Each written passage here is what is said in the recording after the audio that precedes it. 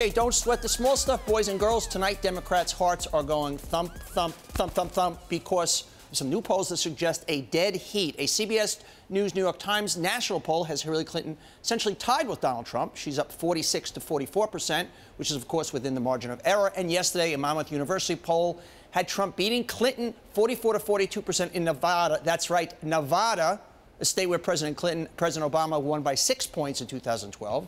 After 3 days spent wrestling with pneumonia, Hillary Clinton returned to the campaign trail, flying to North Carolina, a swing state, and taking the stage to the familiar chorus of, "I feel good."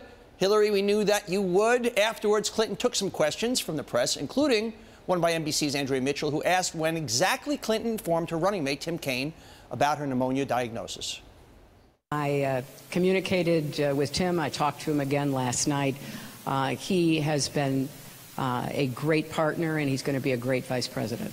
We communicated. We've communicated, but I am, not going to go into our personal conversations, and I feel very comfortable and confident about our relationship, and I really look forward to working with him closely.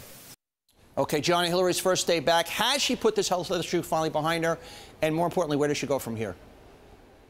Well, Donny, I think there's a whole lot to cover in this topic. I mean, there's I think that, there's going to be a lot of focus on her and a lot of scrutiny, obviously, in the wake of this health incident that she had.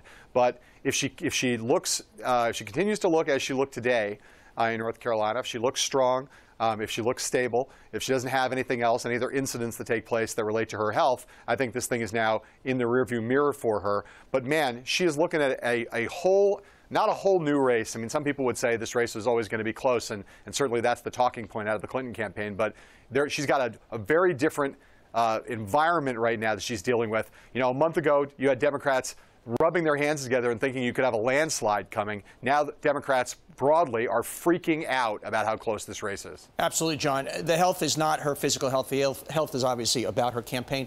And here's what's changed. And I've always said this election is about, is it going to be, do you choose, which is worse, the untrustworthy, unlikable, competent establishment candidate, or the new, unbalanced, potentially dangerous, racist candidate? And what's happened in the last 3 weeks is basically on the Clinton side, the untrustworthy stuff, the unlikable stuff has gone up. And Trump, by going to Mexico and not causing a riot, by going into African-American communities, by giving speeches where there have been no horrible negatives, acting normal, the scary part, the unhinged part, has gone down. And that's what you're seeing in these polls right now. Right. Well, one of the things that's interesting, somebody asked the question yesterday to our pollster, Ann Seltzer, about what was going on in Ohio, and our poll that we put out yesterday that had caused a lot of people to get freaked out on the Democratic side, whether it was that Trump was gaining strength in Ohio or Clinton was fading. And when Seltzer looked into the numbers, it seems like what's happened so far is that Clinton's support has faded a little bit. That's bad news in the sense that it suggests the campaign's not going as well as it should for her. But it's good news in the sense that some of it's probably reflecting this health issue. And if Clinton puts that behind her and moves forward and starts making both an aggressive case against Trump and putting forward some kind of positive vision on her side, she could probably get some of that fading support to whatever the opposite of fade is, to kind of get some of that support back and put herself back in a better position in the race. Absolutely. Let's not forget those polls were taken Friday through Monday, the worst 2 days in terms of deplorable baskets and as far as her health issues.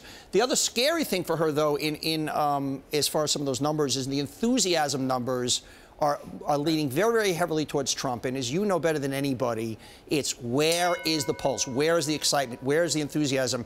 And her candidates, her backers are still much more begrudging than his are.